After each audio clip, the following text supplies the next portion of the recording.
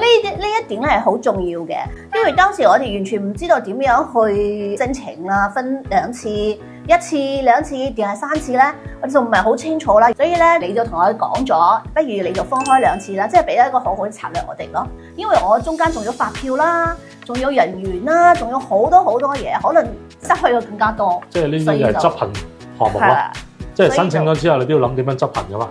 咁我記得我係提前就已經教咗你點樣執行，係啦，跟住真係好順利批咗之後咧，你就好順利咁去執行啦。咁2次之後咧，有冇諗過申請第3次或者去其他國家咧 ？AI 嘅興起 ，AI 控制機械人，嗰部機械人嘅需要嘅一啲高端嘅零件，嗰個零件竟然係有 Crystal 間工廠做供應嘅。咁如果有呢個咁好嘅配套同背景，其實咪可以值得推出去海外咧？咁政府再資助下，哇！即刻邊一齊行嘅話，我相信好順利啦。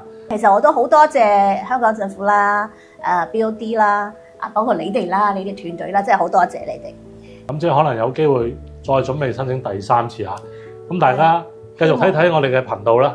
希望阿 Crystal 咧，下次又可以上嚟分享點樣一路咁樣申請落去都係成功㗎。多謝大家先今日。多謝大家。